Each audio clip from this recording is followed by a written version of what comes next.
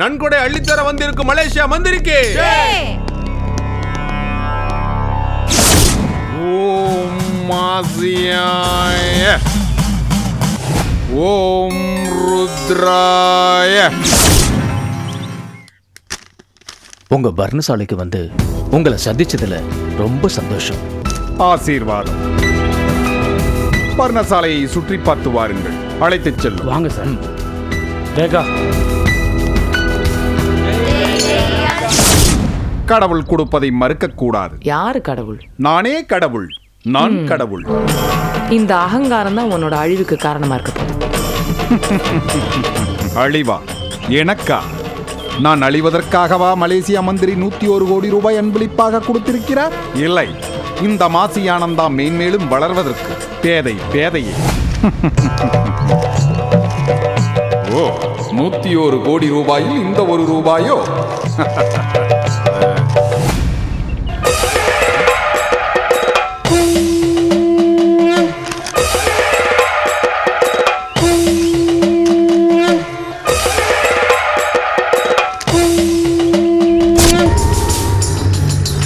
வெறும் 101 ரூபா? மலேசிய மந்திரி என்னை ஏமாத்திட்டானா?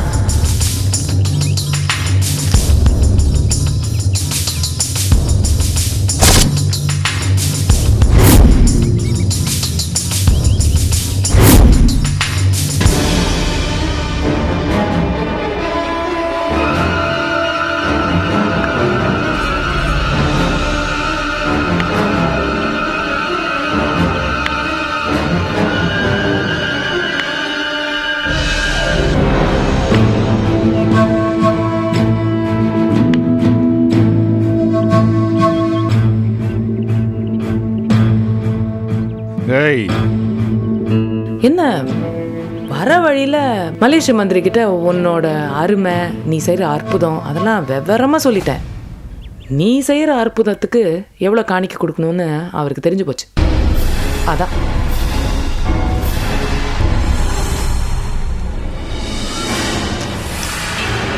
என்ன அவமானப்படுத்தணுன்றதுக்காக ரேகா தான் செக்யூரிட்டியா வரணும்னு இன்சிஸ்ட் பண்ணல. அது உல்ட்டா ஆயிடுச்சுல, தாங்க முடியல. நீ எல்லாம் உள்ளூர்காரங்கிட்டே இல்லை, வெளியூர்காரங்கிட்டே நல்லா உத வாங்கினாதான் நீ யாருன்னு உனக்கு தெரியும். புத்தி வரும்னு நினைக்கிறேன்.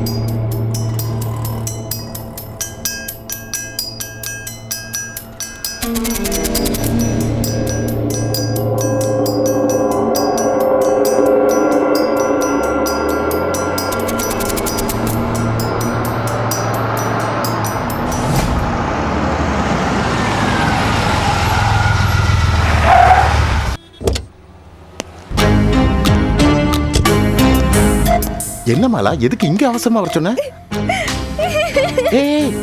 அழாத, இது பப்ளிக் பிளேஸ், ப்ளீஸ். என்ன ஆச்சு? உங்ககிட்ட நான் பேசணும். அதானே, வா கார்ல ஏறு. ஐயோ இல்ல, அப்புறம் அதுவும் ஒரு பிரச்சனை ஆயிடும். அதுவும் ஒரு பிரச்சனை ஆகுமா? என்ன பிரச்சனை? இதுல ஒரு MMS வந்திருக்கு. என்ன MMS? பாருங்க.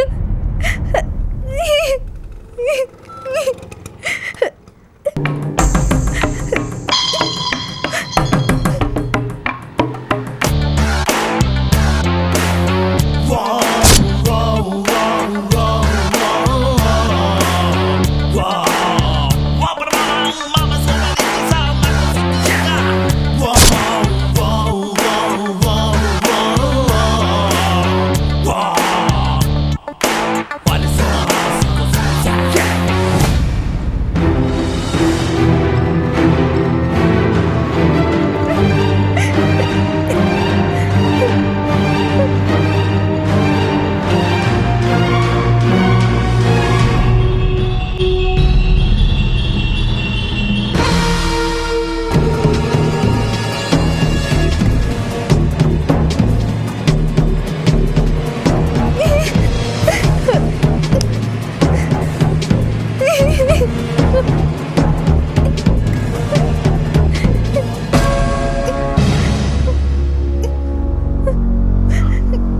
எப்படி மாலா இது? எப்படி? தெரியலங்க. எவனோ ஒருத்தன் எனக்கு எம்எம்எஸ் சமைச்சிருக்கான். அதை பார்த்த உடனே எப்படி துடிச்சிட்டு தெரியுமா? அவனுக்கு 5 லட்சம் ரூபாய் வேணுமா? பணம் கொடுக்கலனா எல்லாத்தையும் என் புருஷன் கிட்ட காமிச்சிருவேன்னு சொல்றான். போன்ல கூப்பிட்டு மிரட்டுறான். இதை மட்டும் என் புருஷன் பார்த்தாருன்னா என்ன கொன்றுவாரு. அதுக்கு பேசாம நான் செத்துடுறேன். மாலா ப்ளீஸ். எனக்கு சாகிறத தவிர வேற வழி தெரியல. மாலா ப்ளீஸ் ப்ளீஸ் அழாத.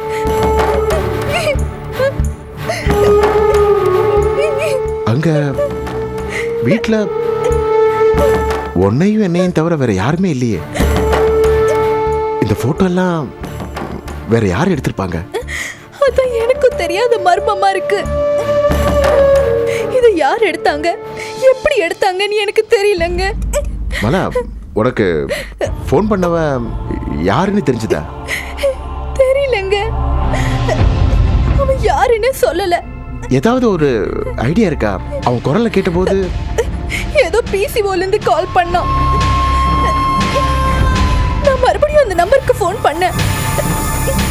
நான் கேட்டேன், இதுக்கு முன்னாடி யாருங்க பேசுனதுன்னு. தினமும் 1000 பேர் வந்து பேசுறாங்க. அதுல யாருன்னு சொல்லுவேன்னு சொல்லிட்டாங்க. சரி மலா, பணம் எவ்வளவு கேட்டான்? 5 லட்சம் ரூபாய்.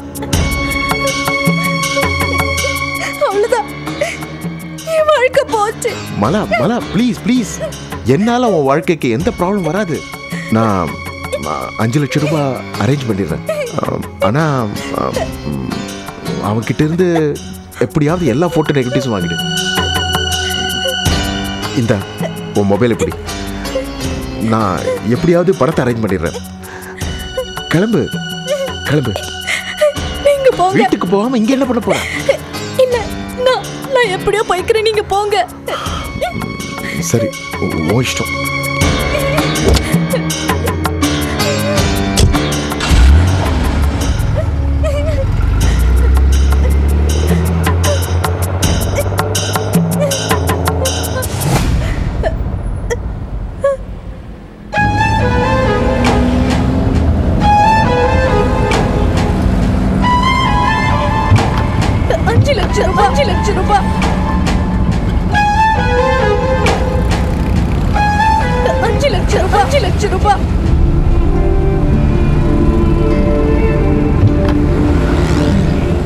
நல்ல நாள் அதுவுமா பொண்ணு பார்க்க வந்திருக்கோம். எல்லாம் நல்லபடியா முடியணும். எல்லாம் நல்லபடியா நடக்கும். சந்தோஷம். காஃபி எடுத்துக்கோங்க. என்னங்கம்மா? விமலா ரெடி அரவிந்த் ஆயிட்டாமா? காஃபி. அங்கிள் சீக்கிரம் ரெடியா சொல்லுமா. சரிங்க அங்கிள். சீக்கிரம்மா. இதோ ரெடியாக சொல்றேன்.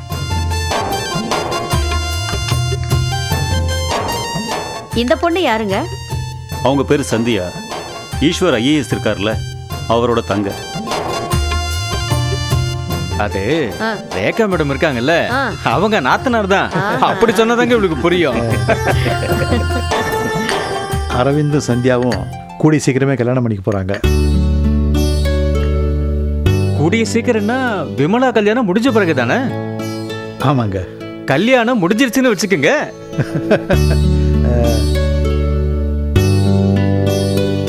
இப்படிப்பட்ட குடும்பத்துல பொண்ணு எடுக்கிறதுக்கு நாங்க கொடுத்து வச்சிருக்கணுங்க.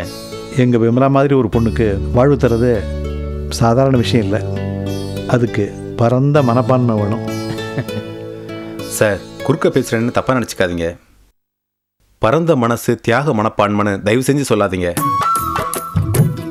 உங்க பொண்ணை நீங்களே கேவலப்படுத்தாதீங்க. ஆமா சார், அவங்களுக்கு எந்த குறையும் இல்லை சார். அவங்க ரொம்ப ஸ்ட்ராங்கானவங்க. நான் அவங்க மேல பரிதாபப்பட்டோ இறக்கப்பட்டோ அவங்கள நான் கல்யாணம் பண்ண சம்மதிக்கல. அவங்களோட தன்னம்பிக்கையான பேச்சு, மற்ற பெண்கள்கிட்ட இல்லாத ஒரு கம்பீரம் அவங்கள்ட்ட இருக்கு சார். இதை பார்த்தா நான் கல்யாணம் பண்ணிக்க சம்மதிச்சேன். நல்லபடியாக வளர்த்துருக்கீங்க. இப்போ என்னோட கேள்வி என்னன்னா, உங்க பொண்ணு விமலாவுக்கு என்னை பிடிச்சிருக்காங்கிறது தான். பொண்ணு வரட்டும், கேட்டுருவோம். சந்தியா, அம்மா சந்தியா, அங்கிள் விமலாவை கூட்டிட்டு வாம்மா. கூப்பிட்டு வரேன் அங்கிள்.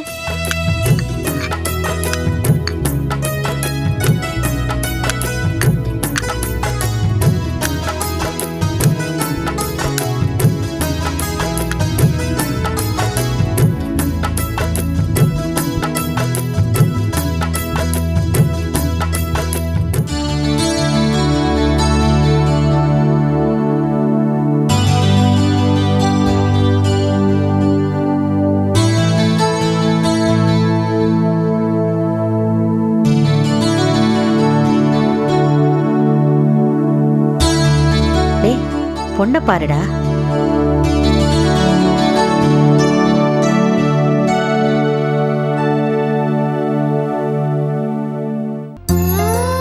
என்னம்மா விமலா, மாப்பிள்ளை பிடிச்சிருக்கா?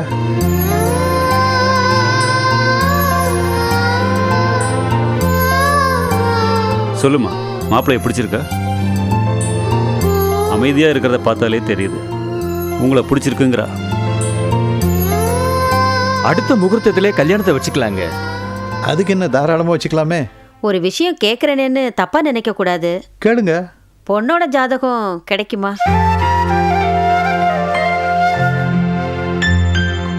நீங்க தப்பா நினைக்காதீங்க. என் வீட்டுக்காரருக்கும் என் பையனுக்கும் இந்த ஜாதகம்னாலே பிடிக்காது. இருந்தாலும் ஜாதகத்தில் ஏதாவது தோஷம் இருந்தால் அதுக்கு பரிகாரம் பண்ணிடலாம்ல. அதுக்காக தான் நான் ஜாதகத்தை கேட்குறேன். அதுக்கு என்னம்மா, தாராளமாக வாங்கிட்டு போங்க. ரொம்ப நன்றிங்க.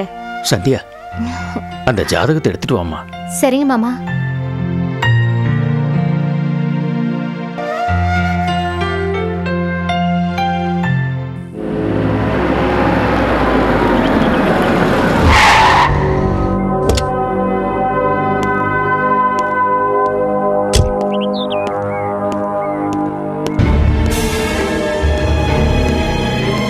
மலா,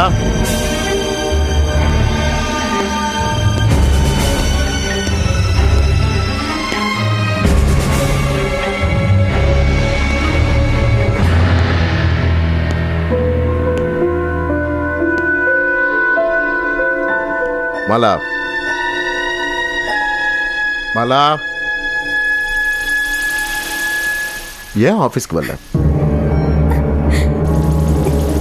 சொல்லு, ஏன் ஆஃபீஸ்க்கு வரல? இங்க ஒருத்தி அழுதுட்டு இருக்கு. ஏன் அழற?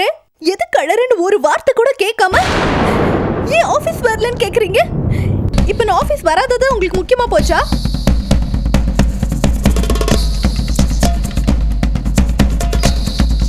ஏன் அழறன்னு கேட்க மாட்டீங்களா? ஏன்? இன்னைக்கு மறுபடியும் அவன் கிட்ட இருந்து போன் வந்தது. நாம கொடுத்த 5 லட்சம் பத்தலையா? இன்னும் அவனுக்கு 15 லட்சம் ரூபாய் வேணுமா? 15 லட்சமா? ஆமா.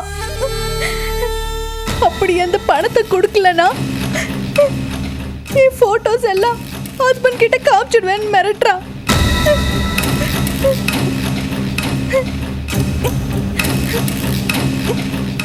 எந்த ஹஸ்பண்ட்க்கு?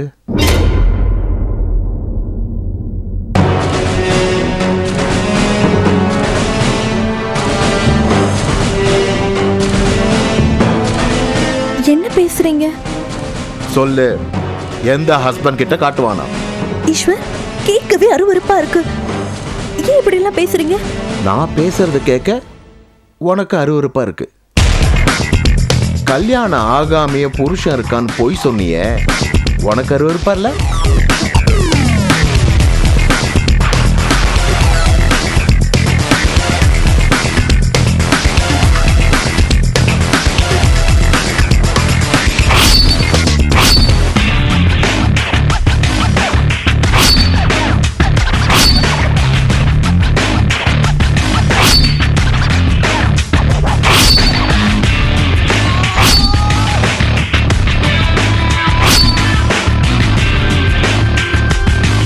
சொல்லுடே, அருவருப்பா இல்ல? ஈஸ்வர், கொஞ்ச நேரத்துக்கு முன்னாடி ராமநாதன் உன்னோட ரிலேட்டிவ் ஒருத்தர் ஆபீஸ்க்கு என்ன பார்க்க வந்தார். உன்னை பத்தி விளாவரியா எல்லாம் என்கிட்ட சொன்னார். மாலா ஒரு நடத்த கெட்டவ, ஒழுக்கம் இல்லாதவ, கண்டவனோட ஊர் சுத்துறா. இப்படி ஊர் சுத்தினா கல்யாணமாக போற பொண்ணுக்கு எப்படி மாப்பிள்ளை கிடைக்கும்? நீங்க அவளுக்கு சுப்பீரியர் தானே, அவளுக்கு கொஞ்சம் அட்வைஸ் பண்ணுங்க அப்படின்னு சொன்னார்.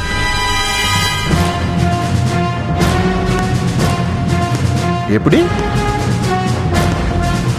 உன் புருஷன் ஒரு சந்தேக பேர் வழி பிளேடால கையில கீறிட்டான் அப்படின்னு சொன்னதெல்லாம் போய் தானே? போய் தானே?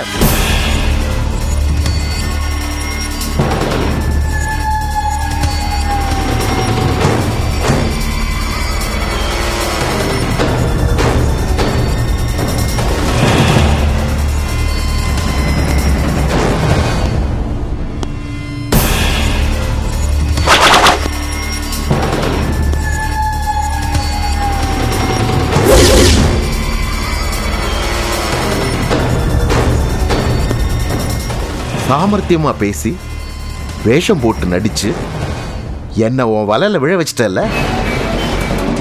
போட்டோ எடுத்துட்டு பணம் கேட்டு மிரட்டினதா சொன்னது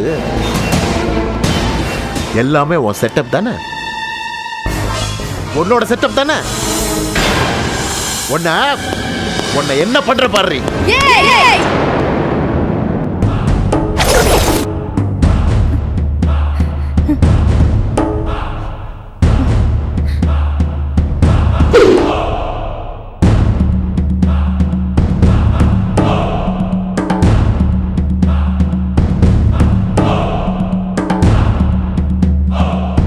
என்னய்யா?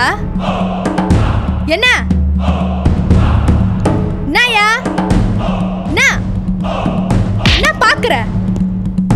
உண்மையெல்லாம் தெரிஞ்சிருச்சுன்னா கழுத்துல கை வச்சிருவியா நீ?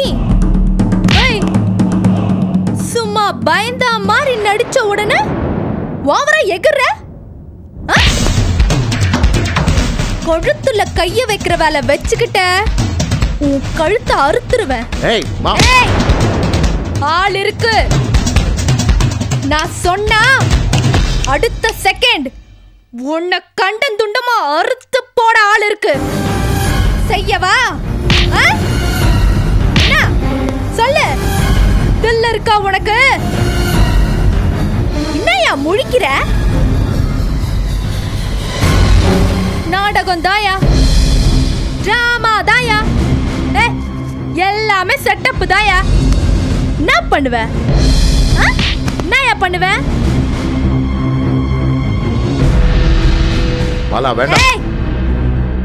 கைய நீட்ன மவட கை இருக்காது. உனக்கு என்னடா? எதுக்கு இப்படி எல்லாம் பண்ண தானே தெரியணும். டப்பு டப்பு டப்பு டப்பே அதுக்காக தான் பண்ண. 5 லட்சம் ரூபாய் கேட்ட உடனே அடிச்சு புடிச்சிங்க கொண்டு வந்து வெச்சல்ல. சும்மா குடுத்துருவியா நீ? சொல்லியா, சும்மா குடுத்துருவியா நீ? பிச்சைக்காரனுக்கு 10 பைசா போட மாட்ட நீ? 5 லட்சம் ரூபாய் சொல்லைய கொண்டு வந்து இங்க வெச்சியே. எதுக்கு? போட்டோ. அந்த போட்டோக்காக தானே அந்த 5 லட்சம் ரூபாவை அடிச்சு புடிச்சுங்க கொண்டு வச்ச.